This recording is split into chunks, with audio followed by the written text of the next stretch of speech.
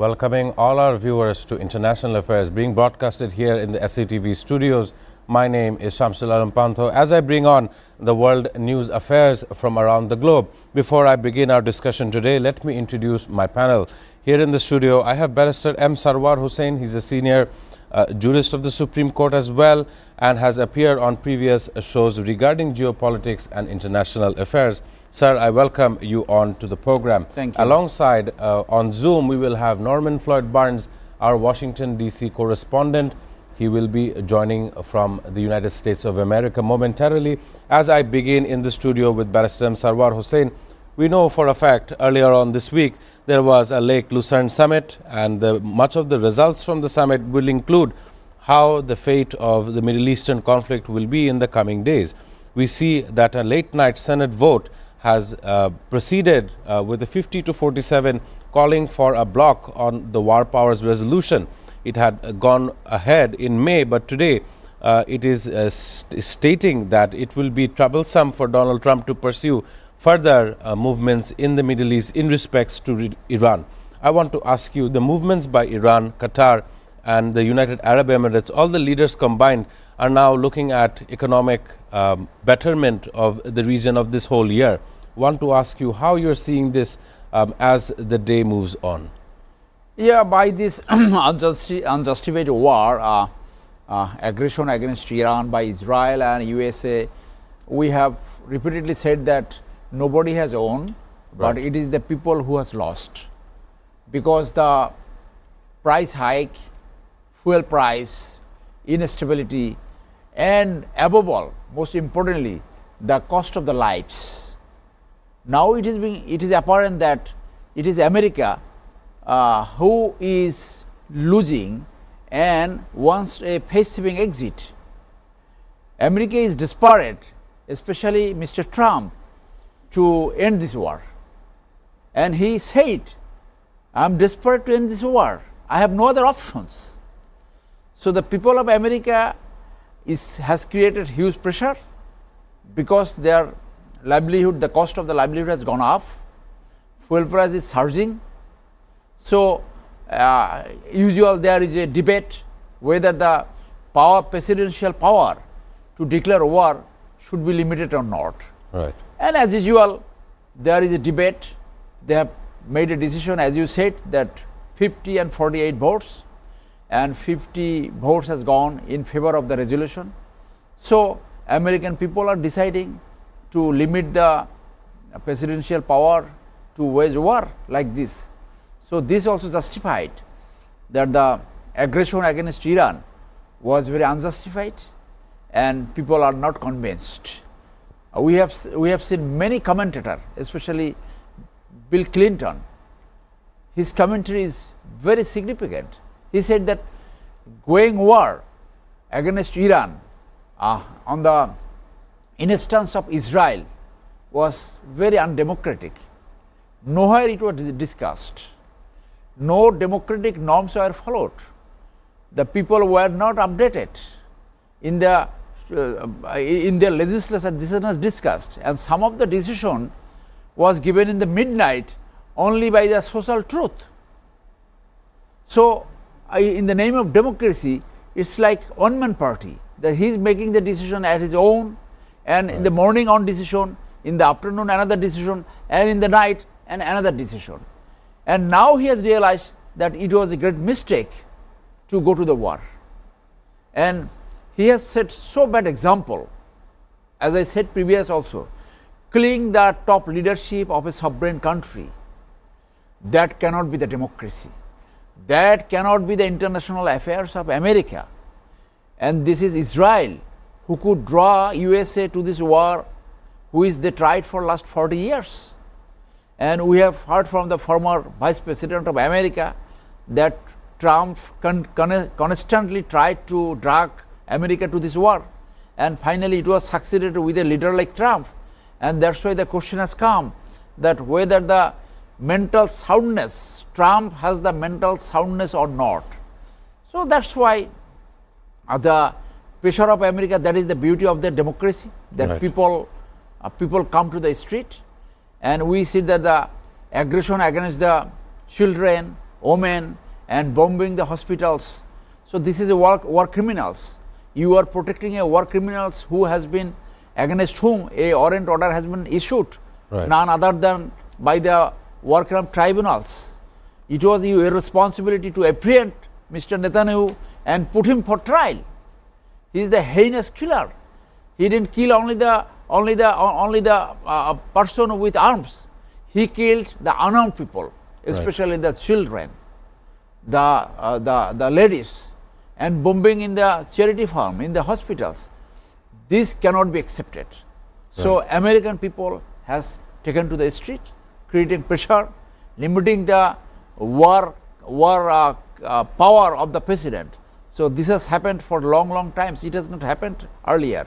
So people have understood that the presidential power to wage this unjust war, to kill a whole top leadership of a sovereign country, cannot be a job of another country, cannot be the job of a president of a democratic country. So that's why the bill has come forward and it has been passed. Of course, excellent remarks regarding the situation of the Senate's resolution. I also want to add on for a fact that the Obama Presidential Center was opened in Chicago just last week, and we picked up on the attendance of previous presidents as well, including Bill Clinton, Barack Obama, and of course Joe Biden. They were all there in attendance, and that sends a very strong message. Of course, the current POTUS, President of the United States, was not there in this regard. There are certain issues that I want to also focus on today's program.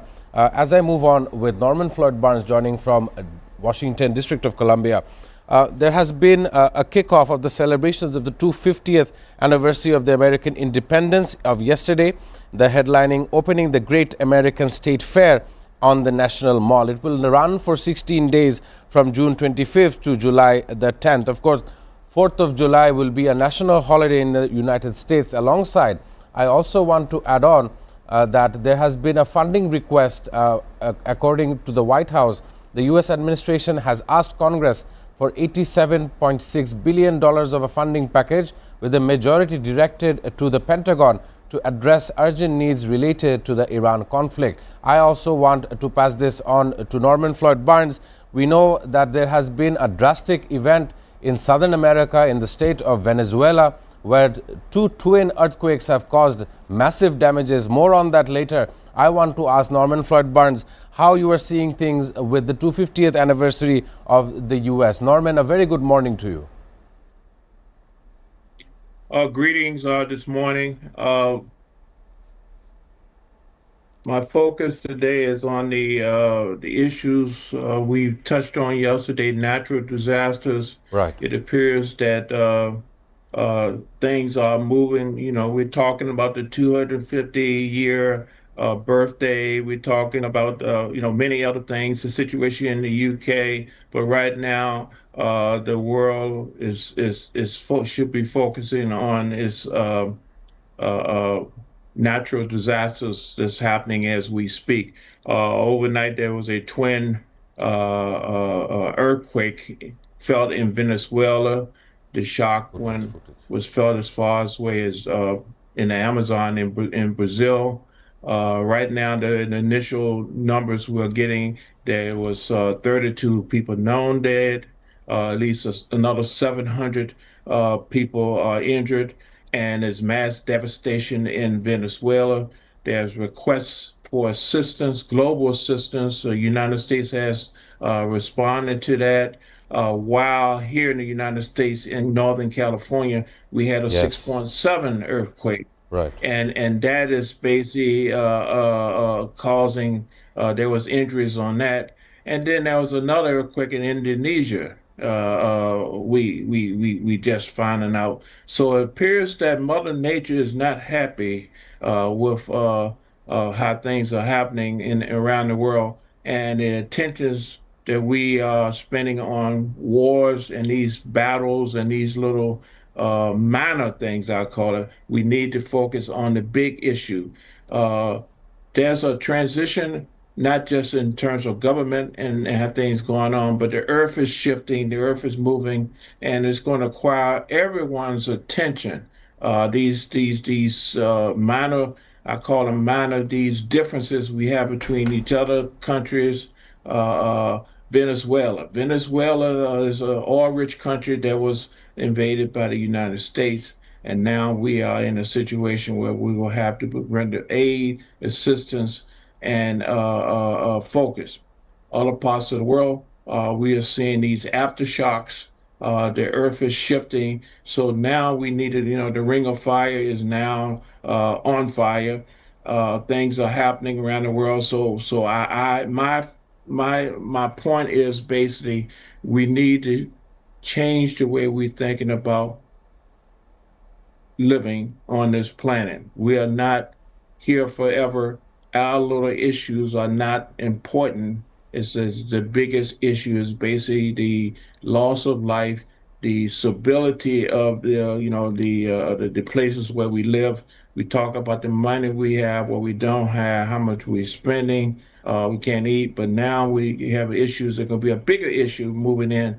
If these tremors, earthquakes, and other natural things flare up like we're doing right now, we're going to have a hell of a year going through the rest of the year. I'm talking globally. If its emphasis is going to have to come away from these wars into basically how do we protect our fellow man? How do we get back? How do we stabilize? How do we survive living on the crust of the earth while we are trying to figure out who should be living, who should not be living? We're talking about nuclear bombs, where the greatest issues right now is Mother Nature. We have to focus on that. And I think Mother Nature is trying to let us know that we need to focus on preserving this earth and how we can provide care and protection for the people who are underserved. We're going to have a lot of people who will need help, and it's going to require a lot of funds, a lot of infrastructures being replaced. We're going to have to rebuild, and we've got to rebuild smarter, and that's going to require a collective effort from every party on this earth. The old days, not just the financial and economic ways, but the old ways that we did things are not going to be able to exist, and people are going to have to learn to live together if we want to survive. Of course, excellent remarks as well, once again from Norman Floyd Barnes. Yesterday, I was talking regarding Mother Nature's disastrous spells across this global green earth with Norman itself. And as time went on, we heard over the night regarding this earthquake situation inside Venezuela. The acting government of Delcy Rodriguez is stating with 32 deaths and 700 injured. I believe this number is somewhat understated. There will be more as the day progresses. Moving on into the studio with Barrister Sarwar Hussain. Of course, when it's called international affairs, we must take heed to the forces of nature. Last year, we saw an island nation, once again in the Caribbean, Jamaica, being hit by a very severe cyclonic storm. It has caused devastation for that neighborhoods worldwide. And I am sure that just 2-3 days ago, we felt a very short tremor here in Bangladesh, in the capital of Dhaka. The epicenter was only 16 kilometers away, with the Bengal megathrust actually evolving to provide this kind of earthquake situation. I want to ask you, with the current global economy, how do you think that it can work hand in hand? Earlier on, Venezuela had seen its leader being taken away by the U.S. forces. Today, Venezuela is a very distraught situation. Whether or not there will be any kind of aid provided by the U.S. is another different question, important for geopolitics. Once again, I want to get a take from you, whether you see leaders coming up in situations of crisis from another foreign land as well. Look, as I agree with Mr. Barnes, as he said that naturally the world as a whole, the planet as a whole, is in dangerous situation. Not only the tornado or earthquake, but look at the heat wave. The Europe is now going under a heat wave, and dozens has died. Just jumping in the water, they died. So it was the expectation, this Earth Summit, that the whole world, planet, the big leaders of the big countries, they will really work substantially to control this climate change, global warming off, instead of the money is being expended in the unjust war. The earthquake is a real threat for anywhere in the world, anywhere in the planet. In Dhaka, not only once, in last 2 weeks, it was 2 times, maybe that magnitude was around 4. But in Venezuela, it was 7.5. And not once, but twice. Twice. So, is Dhaka, is Casablanca, in Venezuela, Japan, war on the other day, it is Iran, and also here, it can happen anywhere. So, our science to progress that there cannot be any forecast about the earthquake. Our scientists should have been working on that, whether they could bring some sort of warning system. Right. Instead of there are war, and this is unjust war. Now you are saying that first of all we should not have gone for this war against Iran. So this realization has come after so many cost in your home country, cost against your own people, cost against this the country you have carried out the aggression. So the leadership has gone this right, increasingly it is going to the right, this ultra right, Far right, this yes. far right. This far right do not bring anything good for the own nation or for the other nations. So they should have come to the terms. I hope the Venezuela is some sort of under control of USA. So they will, it is their responsibility to now look for the humanitarian call, because 32 is already killed. It is the initial report. It's only the first and report. people are calling for the help. There are buildings what has collapsed and people are crying for the help. The real damage, the real casualty will come after many hours, maybe after 2 or 3 days. Of course. So it is the time that everybody should behave rationally, logically, to save the planet. So don't go for war. You develop your scientific research how to save this planet from preventing this global warming up anymore, and this earthquake, try to find out a warning system of earthquake, and why this warming, this tornado, just every day. What is happening in Bangladesh? Just 2 or 3 days is very warm, very hot, and there is rainfall. Of course. And it is happening anywhere. The more warming up, more heat, and another tornado is just cooking off, just preparing. So this planet, the leaders who are leading now in various countries in the world, they should make quick Earth Summit to save the disaster from the nature. The natural disaster is it can be unprecedented. People say that this Mediterranean Sea was created by earthquake. History says someone believes that. Right. So maybe that this earthquake coming in a quick interval, and someone says that this is a warning that a bigger earthquake may come. Right. So of course. that God saves this planet. We can only say that God. Personally, many are very shaky. Those who live the top floor of building, 5th floor, 6th floor, or in the even top floors, they go to someone expressed to me that they go to the sleep with the fear of earthquake, whether they can come alive in the next day or not. So it is happening. Right. Of course, lovely statements, of course, very descriptive statements of the issues we see regarding earthquakes. Let me also mention that in Japan, earthquakes are very frequent. So they have developed a technology that will give you a notification momentarily before the major tremor hits you, and that is where technology and the use of technology in such a modern case does come into play. However, I'm not sure whether there are monitoring systems from across the globe that look at active earthquakes as well. We know for a fact that the USGS is the Geological Survey is the only metric that the world follows when it comes to earthquakes. There is going to be more discussion regarding the global situation, regarding climate, regarding how leaders are sometimes seen not giving any importance to this kind of situation, and where the Paris Accords lie in terms of global warming. It is time to take a short commercial break. Afterwards, we will also look how Europe is being affected by heat waves. In some metrics, it is stated that the United Kingdom and Europe are more hotter than some locations in the Middle East.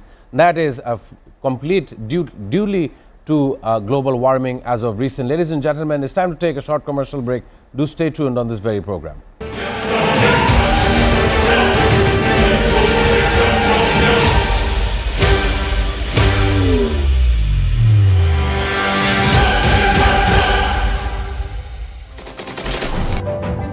Hello and welcome to International Affairs, and my name is Shamsul Alam Panto. I don't see an easy resolution to this because every slight deviation from the plan, opening an open war conflict with them, testing nuclear missiles, Russia's announcement of these supposedly successful testing, special and exclusive footage that is being played on SATV screen,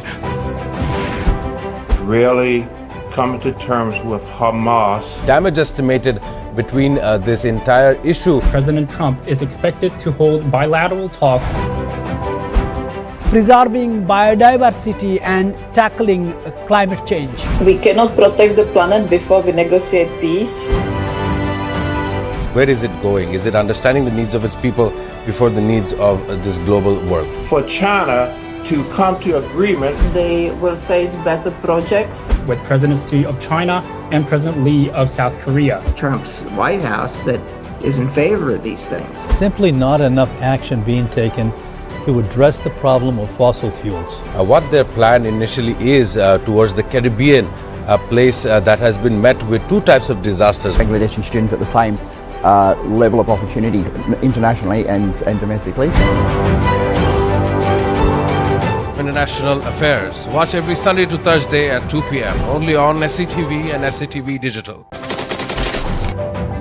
Hello and welcome to International Affairs, and my name is Shamsul Alam Panto. I don't see an easy resolution to this because every slight deviation from the plan, opening an open war conflict with them, Testing nuclear missiles, Russia's announcement of these supposedly successful testing, special and exclusive footage that is being played on SATV screen, really coming to terms with Hamas. Damage estimated.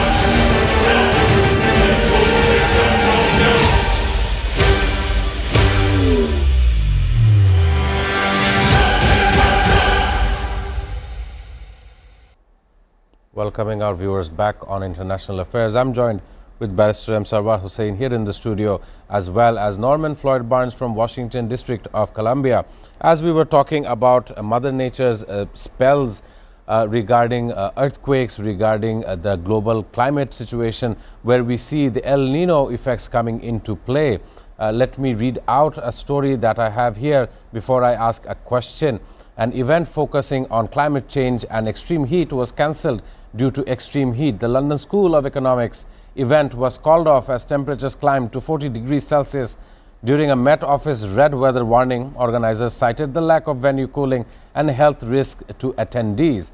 The ironic cancellation of the panel, titled Extreme Heat, Improving Governance and Strengthening Action Around the World, was organized by the Grantham Research Institute on Climate Change and the Environment as part of the London Climate Action Week. I want to turn to Norman Floyd Barnes. As I was mentioning, parts of Europe are now hotter than parts of the Middle East. Climate change is taking a very active role and is frankly making its own decisions far faster than the leaders of this entire world, both South and North combined. I also want to ask you how you're seeing the last COP30 as well. We've seen in Brazil, we've looked at some of the deforestation issues stemming from that region.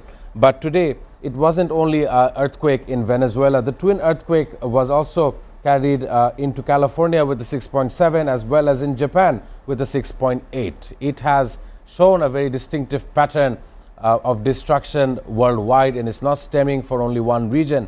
This is not just the only case. We see various regions being affected by earthquakes in specific Over a year ago, we've seen in Turkey, in Western Turkey, how it has devastated various communities there as well. I want to ask Norman, what are you making of this situation? Will leaders still remain quiet about funding these issues and where these funds are going to be allocated, whether it will be making more shelters in the face of cyclones, whether or not there will be earlier detection systems of earthquakes, how to prevent the loss of life in this kind of circumstances? I know it is a very broader question. Just want to get a reaction from you, sir. Norman.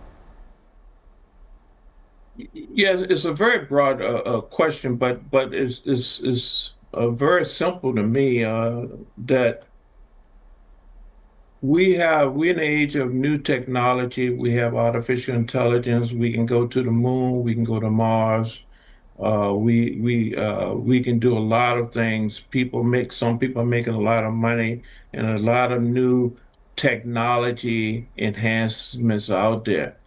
But the prediction of the weather, the climate, has somehow taken a back seat. We are more concerned about profit than in preserving mankind, preserving the way we live. It's an assumption that we're going to live forever. We're going to be here forever. It's a concern. I'm concerned that we abuse the resources we have. We too dependent on certain things. We have a quality of life that we expect is going to continue at the pace that we are consuming. We are consuming too much resources. We are not preserving. We're not respecting Mother Nature, and as a consequence, it's going to cost us more than any war, any tariffs, any money we think we're going to gain. We're going to have to spend all of that and more trying to recover instead of preparing and being proactive.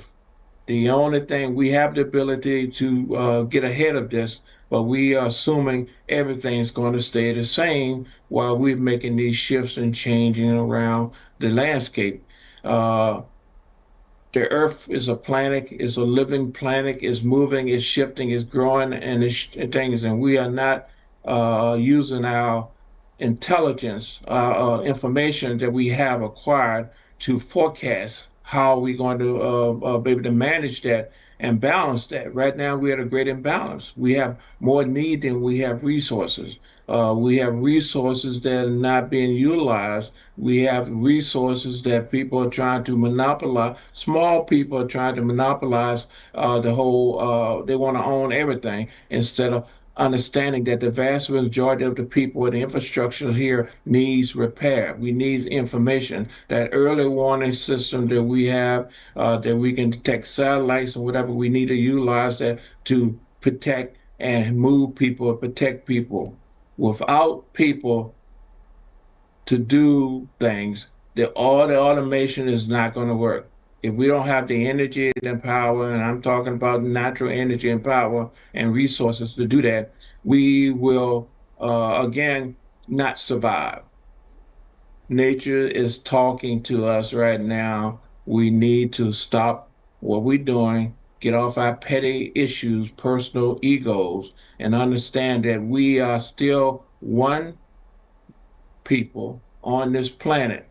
And we have to understand that we have to find a way to preserve the mankind, and we have to work with nature. We can't continue to work in abstract that we can overcome, we can do things that is not, we know is not right. We know it's contradiction to nature, and we do it anyway because we think we're smarter than nature. Well, history has shown that you can outsmart Mother Nature. Mother Nature will prevail. And if you don't think so, sit and watch what happens next. We're going to see more of these type of natural phenomena. It's going to be land, sea, water, air, whatever. And all of the might and all of the power we think we have is nothing in comparison to what Mother Nature can do, and it's going to bring countries and leaders down to their knees when they cannot recover from this.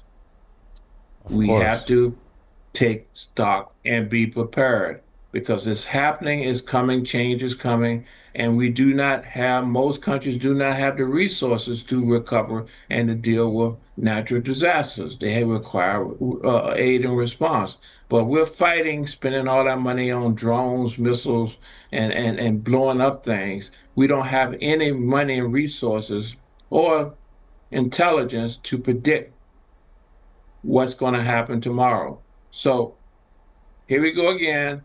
Our leaders, our elected officials need to be smart and get ahead of the game instead of constantly reacting and responding, sending aid. You know, we're sending, United States is sending responses and aid to Venezuela. Well, at the same intelligence you use to go in there to depose the leader and invade and put these brutal plans, you should have been watching about the tectonic plates and what is the outcome or what's going to happen next year, following years, even today. These things are now we have the ability to see and forecast these things and preserve life. So let's learn from what's going on instead of constantly responding to what's happening, trying to clean up the mess. Well, we have to understand at some point in time, we're not going to be able to do that. So unless we get ahead of the game, we'll become part of the problem, part of the situation, part of these disasters, and we're not going to be able to survive no matter how much we think we are superior. We are not superior to nature. Right. Well-rounded statements from Norman Floyd Barnes. Of course, excellent remarks regarding how we are very short on time when it comes to the next big disaster. Historians and scientists say that humanity and all of creation was created with a big bang. And if that is the case, I think at the end of the tunnel, it is also once again going to be a big bang. But that is only my opinion. I want to ask, turn away from this topic into another issue that actually concerns us as well. Developmental issues regarding our own nation. We've seen our Prime Minister Tariq Rahman going into his first foreign visit inside Malaysia as well, meeting, of course, the leader of Malaysia, Anwar Ibrahim, and then he met at the summer Davos in the Chinese city of Dalian, where he had talked with his counterparts. Of course, there has been a lot of talk regarding his investments or Chinese investments in Bangladesh. A very short comment before I can go to a break with Barrister M. Sarwar Hussain. Look, it is always been discussed that there are three big factors in relations to the international affairs, foreign policy of Bangladesh. Right. One is India factor, another is US factor, another is China factor. Now there were gossip that where this new Prime Minister will have the first foreign trip. Someone said he will go to China or India or Malaysia. So what is the determinant factor? A sovereign country must have the sovereign power to decide based on the national interest and interest of the people where the first foreign trip will be as head of the state. So as usual, Mr. Tariq has decided to take his first trip to Malaysia. I think this is a good decision. Our country by population is a big country. It is 7th in the world, 7th largest country in the world. If we can train our people, if we can turn them to the good human resources, it will be one of the very powerful country in the world. If we can really take these human resources up to the standard. So, basing on this concept of sovereignty, a free and sovereign country must have power to decide for their own interest which trip where he will go. Nobody should dictate. There can be international business, there can be international arrangement, there can be strategic issues, but only issue the interest of the country. It is the national interest. I think Mr. Tarek has decided to pursue the national interest first. Why should a neighboring country poke in the internal affairs of another country? We have seen last 15 years. It is written by some person, Mr. Tawheed Hussain, who was an foreign advisor, and he was earlier foreign secretary. He has written that India used to intervene in every affairs in Bangladesh, especially if the top positions where a secretary will be posted, who will be the chief of army staff, who will be the head of police, who will go to the secretaries. Why should they? So that was a very weak foreign policy pursued by Awami League, and Awami League was a puppet government of India. This proves, because many top leaders has taken shelter in India. The Awami League has proved that they were the puppet of India, and India has proved that they have created a puppet state. So time has come to pursue the independent, sovereign foreign policy, basing on the national interest, basing on the people's interest. No other factor, no India factor, no US factor, no China factor. Is the only factor is the national interest. Of course, outstanding remarks regarding the past relationships with some of the regional partners of Bangladesh here in this region, as well as the Prime Minister's first foreign visit towards Malaysia and China. We look forward to see these avenues grow in the national interest of Bangladesh. It's time to take a very short commercial break. Afterwards, we have some ending notes as well. Ladies and gentlemen, do stay tuned on this very program.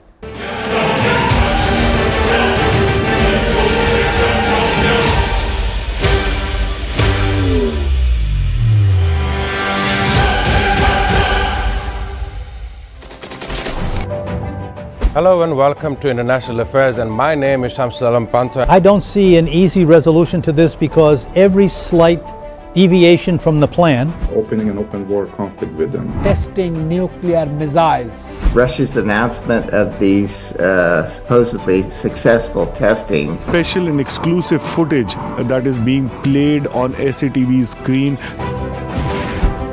Really coming to terms with Hamas. Damage estimated between this entire issue. President Trump is expected to hold bilateral talks. preserving biodiversity and tackling climate change. We cannot protect the planet before we negotiate peace. Where is it going? Is it understanding the needs of its people before the needs of this global world? For China to come to agreement, They will face better projects. With President Xi of China and President Lee of South Korea. Trump's White House that is in favor of these things. Simply not enough action being taken to address the problem of fossil fuels. What their plan initially is towards the Caribbean, a place that has been met with two types of disasters. Bangladeshi students at the same level of opportunity internationally and domestically. International Affairs. Watch every Sunday to Thursday at 2 p.m. only on SATV and SATV Digital. Hello and welcome to International Affairs, and my name is Shamsul Alam Pantha. I don't see an easy resolution to this because every slight deviation from the plan, opening an open war conflict with them, Testing.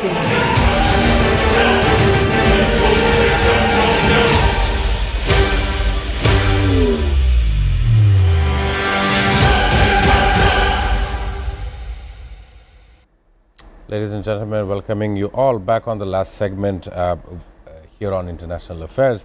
I want to focus on the studio with Ambassador Sarwar Hussain. I know this has been an issue, but when two allies have a fallout, it must be discussed as international affairs is concerned. I'm of course talking about Italy and the United States. The US President Donald Trump and the Italian Prime Minister Giorgia Meloni was seen at the G7 in what a photo op, in what Donald Trump says that it was Meloni's choice of bragging on for wanting a photo with the US President. Of course, he has said that is not the case, and there has been a spat between the two leaders. Amidst this kind of geopolitical situation, Donald Trump, of course, emphasizes that when it came to the Iran war, there was no support from Italy in using its air assets as well. A very short comment from you, sir, regarding the split off between these two leaders. Italy openly expressed against this war. So, Mr. Trump actually damaged the office of the president in many ways. Right. One is ethical standard. And this man has a very funny personal life. In his early life, he was like a playboy, Mr. Trump. And earlier we have seen in the newspaper came that he used to do whatever, this one person, very well discussed, very the cycle of abusing the young girls. Right. So the name of Trump also came in that circle. So Trump is a person who least bother about his personal life. So on the other hand, the Meloni look like having a good personality, and in a world summit, taking a photograph is a normal phenomenon. And she's done the very same with India's Prime Minister Narendra Modi. I don't see Modi saying that she did this for popularity. So with this idiosyncratic behavior of Trump, wanted to just make a maybe some sort of fun that lady, young lady, is some sort of getting a fancy about Trump. So Meloni wanted to deny that the relations is not a personal relation, it's an official relations. The people of Italy may think that Meloni might have a special liking with Trump, which Meloni denied. And Mr. Trump wanted to make a fun out of this, that it is who she chooses to take a photograph with him because he's such a big person, a president of USA and a Alice playboy, so all the girls like him. And one of our presidents sometimes says that girls likes me. You know, I'm referring Mr. Rashad. He sometimes in an interview said that girls, I am so handsome that girls likes me. That kind of attribute has been there over so various maybe governments. That the President Trump, his approach is like that Meloni is a head of the government, so she is a young lady and developing some fancy, and she expressed to take a photograph. So as usual, this has damaged her personal image, so she denied. Of course, interesting remarks regarding this. Of course, French far-right leader Marine Le Pen sided with Italian Prime Minister Giorgia Meloni after the latter traded barbs with the US President. Le Pen also stated that this is a matter of national pride and that Italians as well as Meloni does not beg for anything, whether it be a photo or anything else. I must thank Barrister M. Sarwar Hussain in intense debate regarding spanning from geopolitics to climate change. I thank you for your contribution, your time and patience. I also thank Norman Floyd Barnes for providing the consciousness from Washington, D.C., how common Americans are seeing the issues from around the world. Let me also state that 25th of June, today's date, is known as International Seafarers Day. It is celebrated around the world and is celebrated to honor the contributions of seafarers and highlighting their important role in global trade and economy. Let me also add on, 20,000 seafarers were trapped for more than 120 days because of this war in the Middle East. And before I finish today's program, I want to remind you all, it is better to be safe than sorry. Please be prepared for any kind of natural disaster in your own research and your own doings. With that being said, I am signing off on this week's International Affairs. I shall see you all on next week's programs.